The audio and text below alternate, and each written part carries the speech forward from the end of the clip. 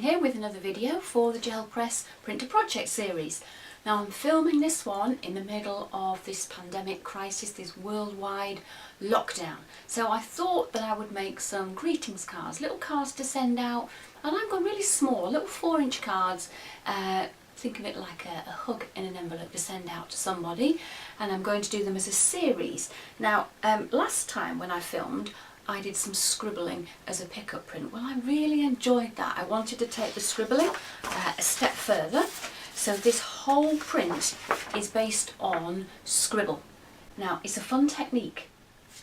I'm going to show you then how I turn it into these little abstracts, little tiny cards, sometimes with a bit of stitching, sometimes without. And another thing about working in this lockdown period is a lot of us have been tidying up our craft rooms, our studios. I've found all sorts. So I've dug out some things I haven't used in ages. I've got some little stickers, little words. I'm even going to use rub-ons. You can even make little matching envelopes with your prints. I'm starting with this blushing colour. I'm going to let each layer dry just a little bit in between, just so I don't blend them all into mud. I'm thinking big and scribbly here.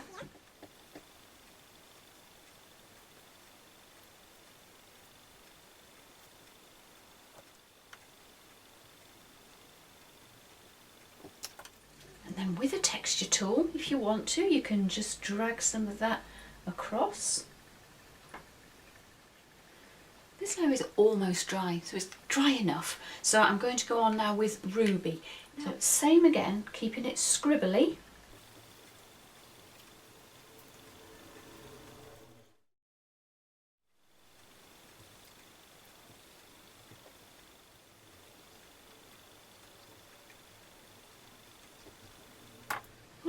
Letting that layer of ruby red dry, I'm going to add a little bit of stamping. Now, the important thing to remember about this is if you use rubber stamps, when you print with them, it's going to come out backwards. So choose a design that doesn't matter if it comes out backwards, or stamp with your Carabel texture plates, because they're designed to be printed with and they come out the right way.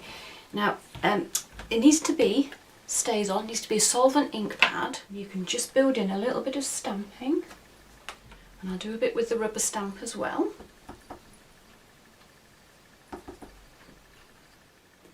I've picked out this tangerine, quite a bright orange colour.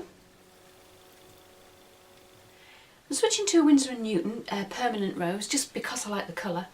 It's all acrylic, it doesn't really matter.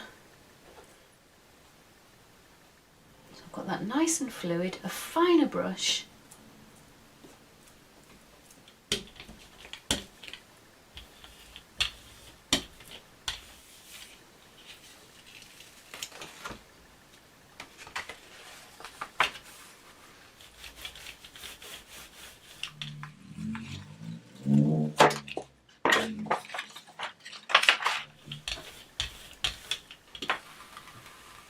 Mean there's some nice contrasting pieces to use all together.